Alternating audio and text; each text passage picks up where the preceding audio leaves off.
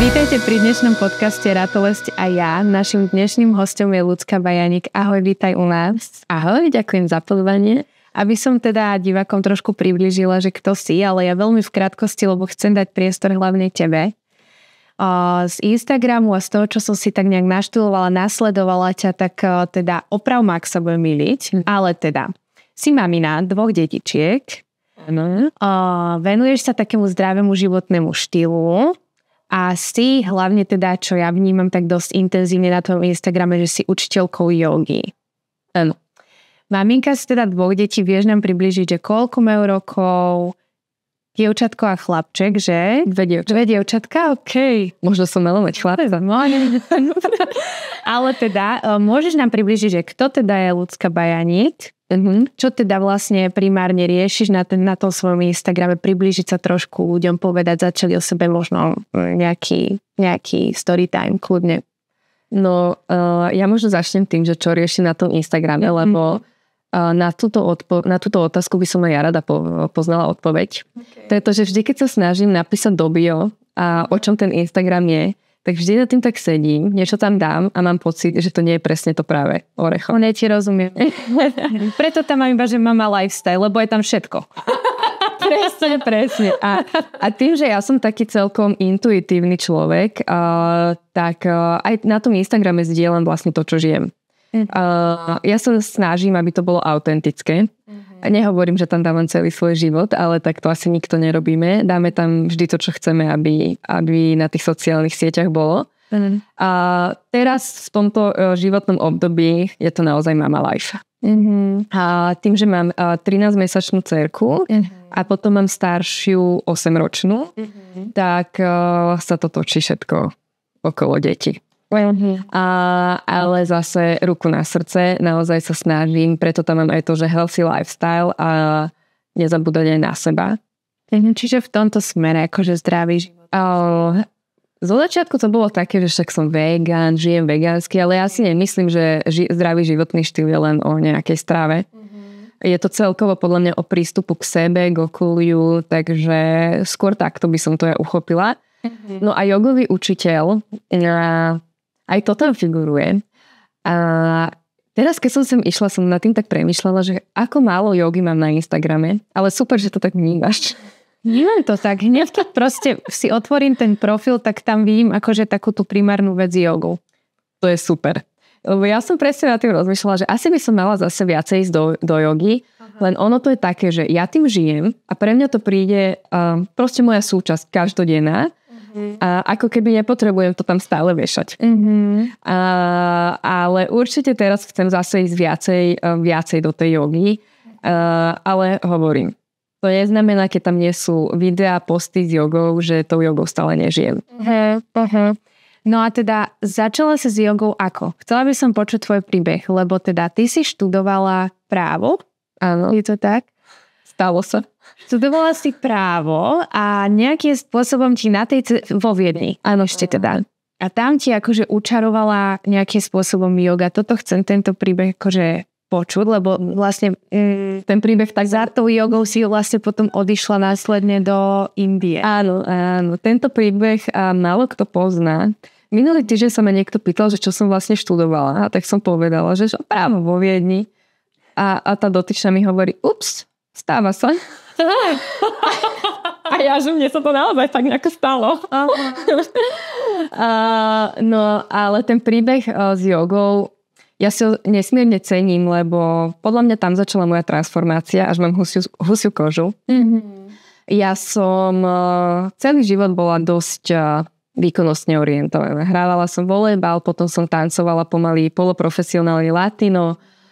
X zranení, lekári vám zakážu robiť toto a toto, samozrejme v 20-ke nehrozí, že so všetkým človek sekne, ja som aj behávala.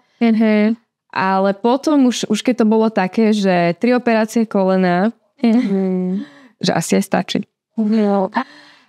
Išla som na 1. hodinu jogy, ale úplne s takým odporom, lebo ja som si povedala, že ja nebudem niekde sedieť, ležať a dýchať.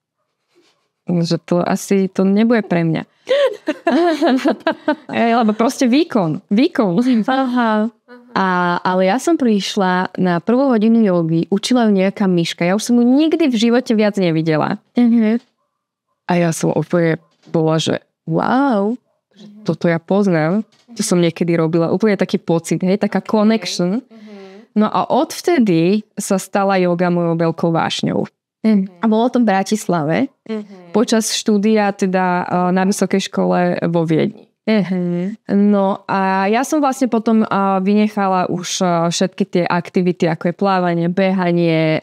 Ešte som riešila nejak posilku, ale tá joga bola také gro. Ale bolo to ako koníček, hej. No a potom to štúdium vo Viedni bolo náročné, hej. A tá joga bolo niečo, čo bolo veľmi ťažké ako keby do toho zakomponovať. Tým, že ja som stále pracovala na Slovensku a cestovala takmer každý deň do Viedne. Lebo to bolo dosť dávno, inak už mám dosť rokov. A vtedy nebolo úplne jednoduché tam ešte pracovať pre nás, hej? Nie ako teraz, že je otvorený trh. Áno. Takže ja som pracovala na Slovensku, aby som si financovala to štúdium a stále cestovala. A stále som proste hľadala si tú cestu k joge. No a ja keď som vlastne doštudovala, ja som tedy začala robiť aj vlastne koncipienta v advokácii. Takže si to vyštudovala. Áno. Veľakrát počujem príbeh, že študujem, potom zrazu ma stretne na tej ceste niečo iné a totálne sa mi zmení život a ani nedoštudujem to, čo som študovala, takže ty si úspešne doštudovala. Vo Viedni som doštudovala a ešte som mala jednu školu v Linci, univerzitu, a tu som potom už nedoštudovala.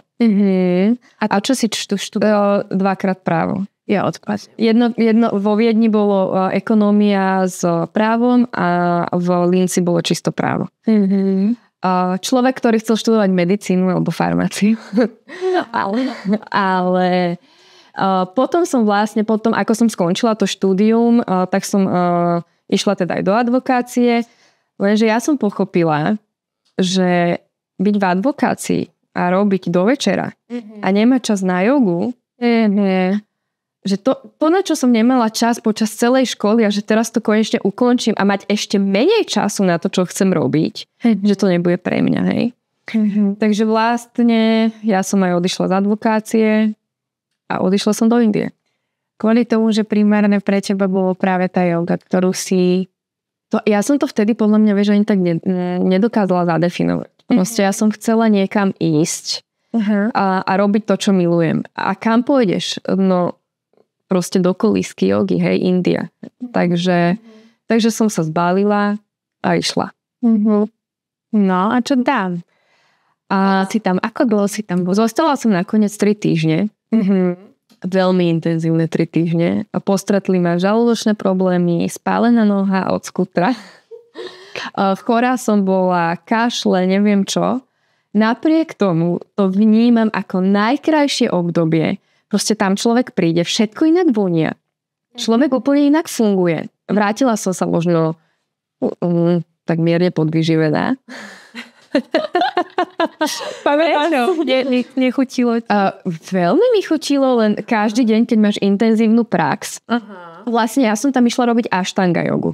Len aby sme pochopili, že ja som nebola ešte ten jogín, ktorý naozaj chcel ísť dýchať, meditovať a robiť jogu. Ja som v tej joge stále videla výkon.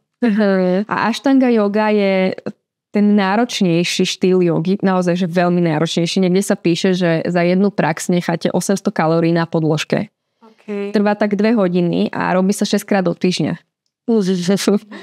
A v Indii sa to dá robiť, hej, že ráno o 5 sme vstali, išli na skutri do jogašaly a 2-hodinová prax a potom sme 4 hodiny boli na raňajkách a potom sme išli na pláž. Hej.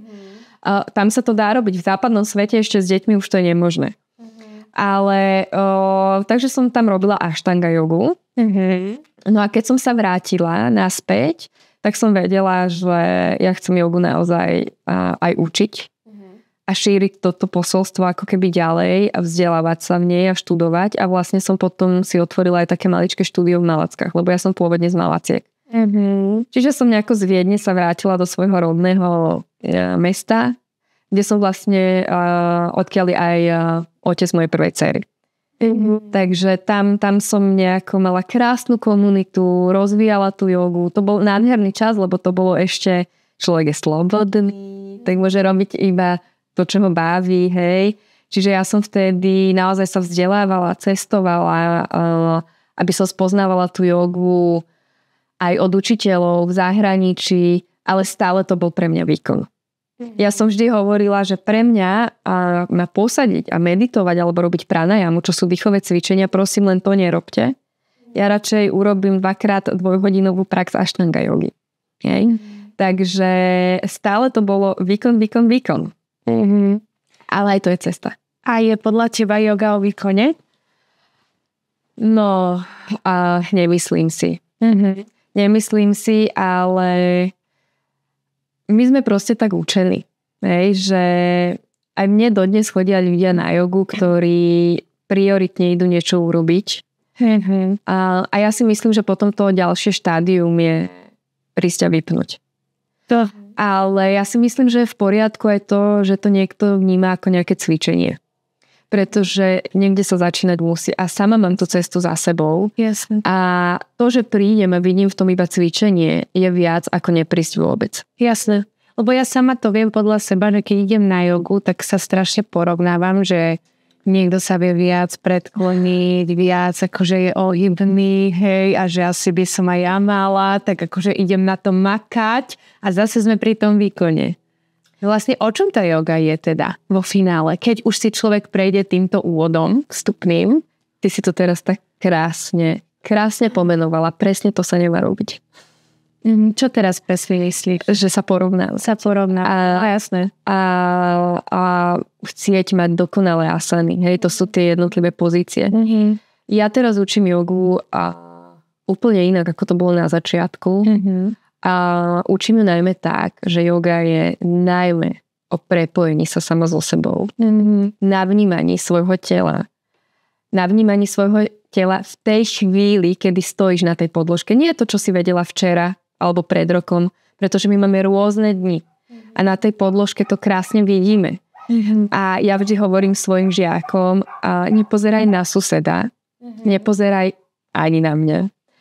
Ale napoj sa na svoje telo a vnímaj jeho potreby a limity. Limity, ktoré cítiš v tej chvíli. A paradoxne je toto najťažšie pre tých ľudí. Pretože zrazu majú počúvať seba. Veď to absolútne my tak nefungujeme v tom západnom svete. Hej, my sme učení, musíš vydržať, musíš ísť cez seba, musíš dokončiť toto, lebo termín, lenže yoga je presný opak. Takže ja nechcem povedať, že ten výkon by sme tam nemali vidieť, hej, lebo to je to, čo nás motivuje častokrát, hej, urobiť stojku alebo niečo. Ja tomu úplne rozumiem. Možno práve to, že v tom vidím zo začiatku ten výkon je tá najsilnejšia motivácia pre nás zo západného sveta. Pre mňa to je napríklad sila aktuálne. Od pôrodu to tak mám, že ako som mala strašne oslabený stred tela, tak zrazu cítiť, že viem byť silná a viem sama so sebou, so svojou vlastnou váhou urobiť určité, dajme tomu cviky alebo hoci čo, že cítim tú silu alebo že viem takto sedieť v kľude hodinu a nebolí môj chrbát, tak to je pre mňa brutálna motivácia. To si tiež teraz veľmi pekne povedala, pretože ja hovorím tiež mojim študentom, že čo vlastne tou jogou chceme urobiť.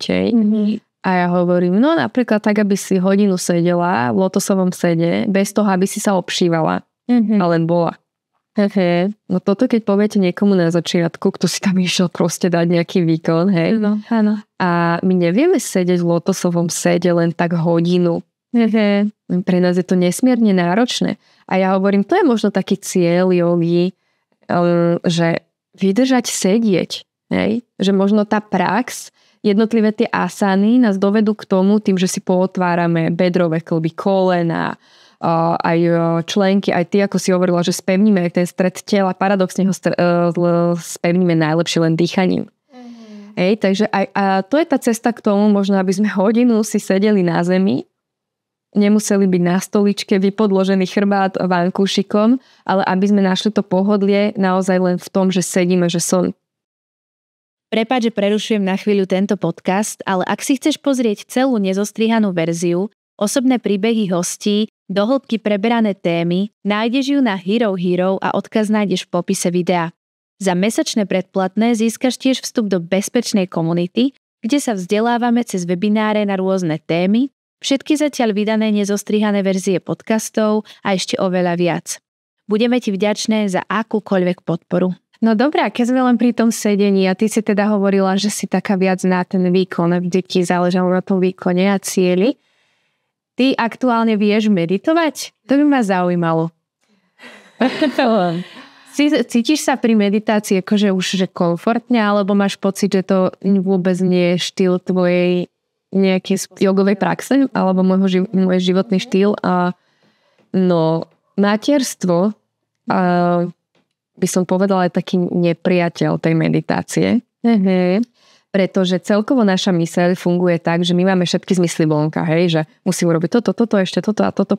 Ten západný svet naozaj je taký, hej, my nevieme iba sa nejako zatvoriť a byť sami so sebou. A materstvo, jedno dieťa to, druhé to, rodina potrebuje to, vieš ako to je.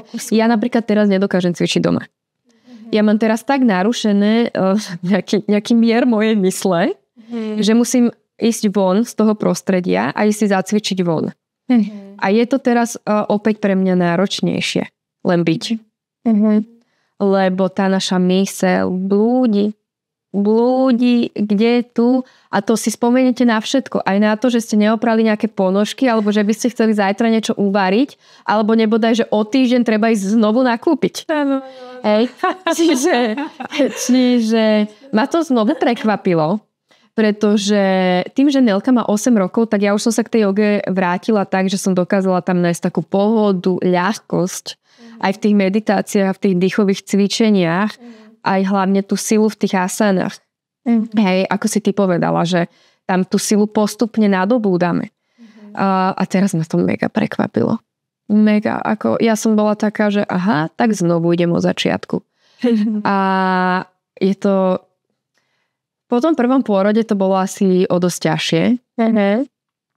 Že tam som ešte nejako neakceptovala to svoje telo a proste zase dala full power, hej? Full power do tej aštangy po pôrode, prosím vás. To keby viem to, čo viem dnes, hej, tak to nikdy nerobím. Žena po pôrode má mať viac kľudový režim. Taká ajurvéda proste hovorí 2 roky. 2 roky potrebuje žena, aby to dala do poriadku svoje telo, aby sa všetko vyrovnalo. A ja nerozumiem jednému, že ľudia v Indii vedia, že žena minimálne 6 týždňov po pôrode má byť ošetrovaná, má mať pri sebe ženy, babky, mamy, aby jej pomáhali, a ona si má dopriať čo? Masáže. Prosím vás, ktorá žena tu na materskej si dopraje masáže každý deň? Bola by odsúdená všetkým celým okolím, že však raz za mesiac? Makať. Raz za mesiac? Ani raz za mesiac? No. Hej. Takže ja som teda išla do toho full power po prvom pôrode a mne sa teda rozsypalo všetko. Ramena, bedra, lopatky, hej.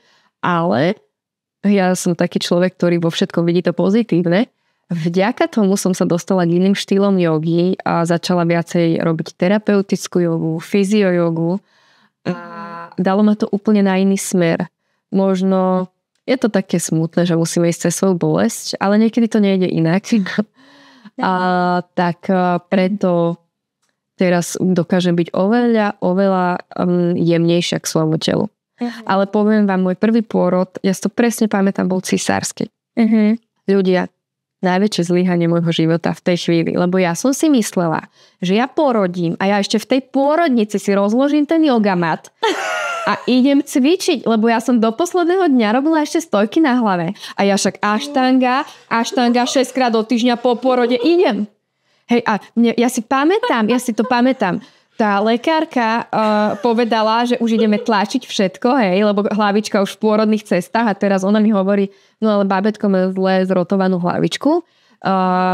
Mám sa rozhodnúť teda, že čo? Že to môže mať nie veľmi dobré následky. Ona išla hore nosom. hej, moja prvá dcéra. A my sme si vtedy z toho robili srandu, že takto na svet hore nosom, čo to. A oni mi vlastne dali šancu si vybrať, že ideme teda cisársky, alebo ideme skúsiť normálne. Ja som bola v Rakúsku, hej, toto nie je štandardný postup. No ja som ostala taká, že dali ti na výber. Som videla tvoj pohľad, že nerozumieš, že o čom to rozprávam. A ona mi to teraz povedala a ja tak pozerám a mne v hlave, hej, kontrakcie už každých 50 sekúnd a ja to akože cisársky, ja nebudem zajtra cvičiť. Hej, a mne hneď v hlave, že operácia, prerežu ma, energia, ktorú som si tam naakumulovala tou mojou jogou, tými dýchovými cvičeniami, všetko pôjde preč. A také zlyhanie, ale ja v tej chvíli som zase myslela len na ten výkon. Vo chvíli, kedy proste 2 dní ste v kontrakciách, krčok sa vám neotvára. To bolo pre mňa, že tak ty musíš začať robiť niečo inak. Čiže to bolo veľmi transformačné obdobie, hej. A ja som odvtedy potom ešte stále dávala tie výkony. A pre mňa je fascinujúce, že ty pri tomto zážitku, lebo veľakrát počúvame príbehy maminiek, ktoré zažili nejaký traumatický pôrod, ale bolo to v tom zmysle, že si vyčítaj, že ten pôrod nedopadol inak, ale že ty si za tým mala vlastne ešte stále tú jogu a to cvičenie a ten výkon a to aj všetko iné, že mňa fascinuje na že si vtedy v tom období, že čo ešte za tým bolo pre teba tak dôležité. Že to je pre mňa, že wow. Že takýto príbeh som ešte nepočula. Ale určite to súvisí s tým, že ja som napriek tomu, že som to brala v tej chvíli ako veľké zlyhanie moje. Lebo ja som si myslela, že však cvičím nie a všetko, že idem šup. Sa tak hovorí. Ale aj napriek tomu, že to skončilo takto, tak ten tím lekárov v Rakúsku, ja nemám vôbec, že traumatický zážitok z toho pôrodu. Hej, a to si myslím, že to je neuveriteľné plus pre ženu. Pretože vieš, kebyže tam riešim, že sa ku mne niekto nepekne správa, cítim nejakú napätú atmosféru, tak určite nad týmto nepremýšľam. Hej? Ale toto sú sekundové záblesky. My sme práve, že ja vždy hovorím, že pôrod v Rakúsku to bol kúpený zážitok. Žiaľ, to tak je. Hej?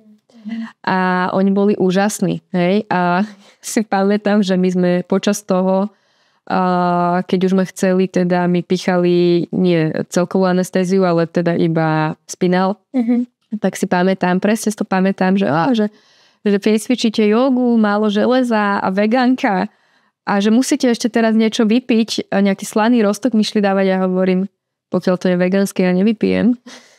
A jasné, himalajská sol, vegán, čistá. Oni takto so mnou spolupracovali, aby som sa ja cítila úplne uvoľnená. Hej, čiže ja mám naozaj krásne zážitky z toho prvého pôrodu, hoci to bol teda ten cisársky. A hlavne si pamätám, to bola chvíľa, kedy človek pochopí, že nie všetko sa dá naplánovať. Nie vždy prídeme do toho svojho vytýčeného cieľa. A treba to akceptovať, tak ako to ten život prinesie, a to je yoga.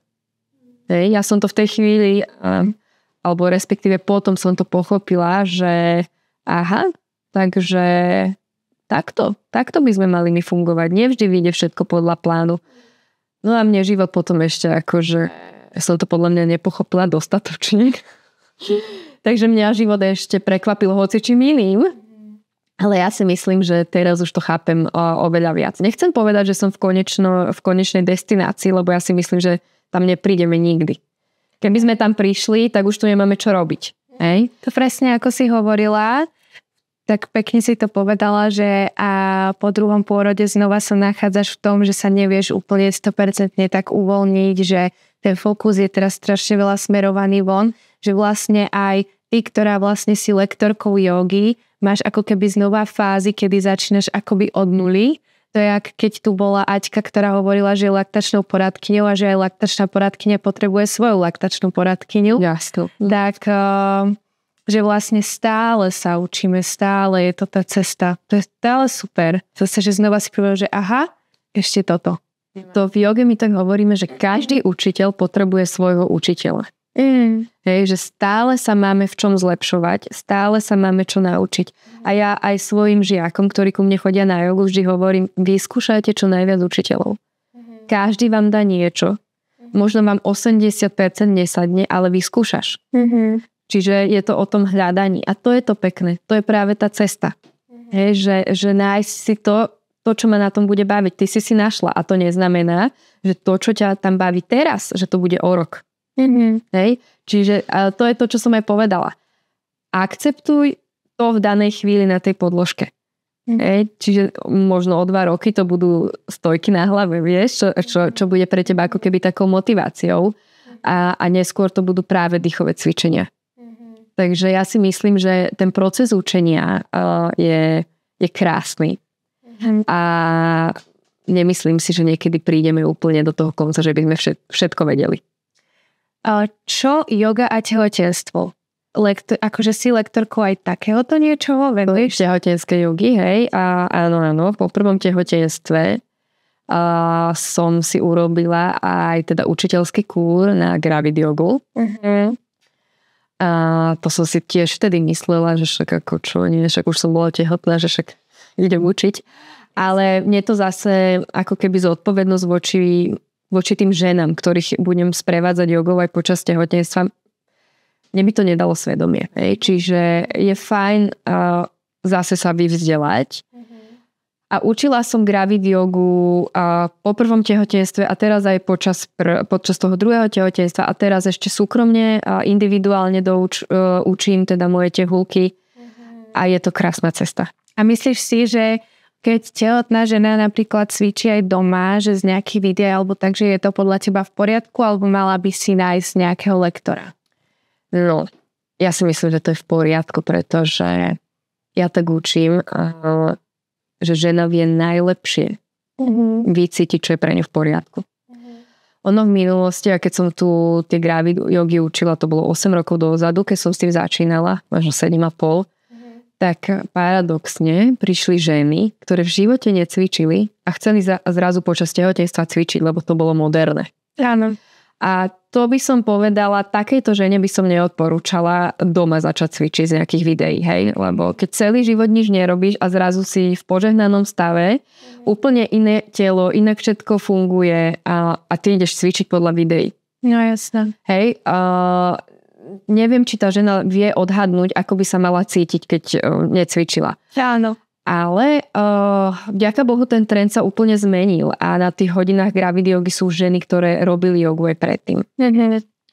A ja učím tie gravid jogy tak, že ja vždy vysvetlím, takto by sa to malo, ale vždy dávam možnosti, aby si tá žena vybrala, čo je pre ňu najlepšie. Vieš, niekto pri tej joge už v tehotenstve v prvom trimestri nedokáže urobiť nič. Hej? A hovorí sa v prvom trimestri by žena nemala cvičiť. A potom niekto bez toho nevie prežiť. Tak tá žena najlepšie vie inak, hej, že čo je urobiť dobre. A keď cvičila predtým a vie byť k svojmu telu jemná, tak prečo nie je v prvom trimestri? Ja som pri prvom tehotenstve cvičila v prvom trimestri. No jasné, ja niektoré ženy vidím do 9. mesiaca šprintovať a robiť úplne také výkony, že sa pozerám, akože je to pre mňa, že wow, hej, ale zase si hovorím, že tá žena sama vie najlepšie. Presne. A že ja si neviem predstaviť šprintovať vo 9. mesiaci napríklad už ani z tých proporčných hľadisk, keď som mala 4370 gramové dieťa, tak ako tá pánva sa mi rozťahovala takým spôsobom, že som nemohla pomaly ani spať, jak mi to vyrážalo do stehy na kadetade, ale to som bola fakt, že ja som vždycky cvičila a aj v tom tehotenstve som sa snažila aj skrz tú jogu a takto, že mi to veľmi uľavovalo. Ale toto je pre mňa nepredstaviteľné, kdežto pre inú ženu tam môže mať limit úplne niekde inde, takže... No ja keď porovnám svoje prvé tehotenstvo a druhé, že som pri tom prvom vlastne nevedela, že som tehotná a pri tom druhom úplne som bola, že to čo je, mne je zlé, ja nevládzem, hej, že pomaly prechádzka odviesť prvé dieťa do školy, bolo, že výkon dňa. No. Úplne si pamätám, že som bola normálne nasratá na našu spoločnosť, že vôbec musím chodiť do roboty. Vieš, že by som chcela tam byť s vyloženými nohami. A ja som tak nad tým teraz premýšľala, že aha, že tak som do toho šla, že však yoga, práca, rodina, všetko budeš zvládať a zrazu zase bum. Hej, že úplne ťa to niekam hodilo zase naspäť, že pre mňa vtedy bola aj tá tehotenská yoga problém. Pri tom prvom tehotenstve som došla na tehotenskú jogu a ja hovorím, že to akože čo? To nohy mať vyložené o stenu do polovičnej sviečky môže mať aj doma. Hej? Moje prvé tehotenstvo. A že stojky nerobiť, že inverzné pozície nie sú vhodné pre tehotné, že toto ako prečo? Prepáč, že prerušujem na chvíľu tento podcast, ale ak si chceš pozrieť celú nezostrihanú verziu, osobné príbehy hostí, dohĺbky preberané témy a napríklad aj takéto zábery, ono to je tak, jedno pustíš, jedno odíde a mne to dalo otca. Vieš, že mne to vrátilo otca. Toto sa mi ešte nestalo. A on bol proste pre nás všetkým. Mama, ktorá skončí s jedným dieťačom, nechcem povedať na ulici, ale áno na ulici, lebo sme išli do podnajmu, a človek ti slúbi, že sa o teba postará a zrazu sa to nestane, nie je to úplne OK, že žiješ v nejakom strachu, že ti niekto stále potrebuje ubližovať a robiť zle. Paradoxne, on ten vzťah skončil, keď mala Nelka 1 rok, presne na jej narodeniny. Povedal a koniec, ťahajte preč. My sme sa viackrát s Nelkou sťahovali, 4 škôlky, a nejako som hľadala sama seba, cítila som sa ublížená, bolavá, nechápala som, prečo sa to stalo mne, že proste zostaneš slobodnou matkou, hej, pre mňa to bolo také zase zlyhanie. Ja som sa teraz tak zamyslela, lebo to je taký príbeh, ktorý asi nikto nevie okrem mojej rodiny. Okay. A že ma zaujíma. Také šteklivé však. Ale no my sme sa stretli na joge. Keď som bola tehotná s Nelkou a mala som dokonale fungujúci vzťah. Máme tu inak, dámy a páni, takúto krásnu vagínu. S pičinkou. Nájdeš ju na Hero Hero a odkaz nájdeš v popise videa. Za mesačné predplatné získaš tiež vstup do bezpečnej komunity, kde sa vzdelávame cez webináre na rôzne témy, všetky zatiaľ vydané nezostrihané verzie podcastov a ešte oveľa viac. Budeme ti vďačné za akúkoľvek podporu.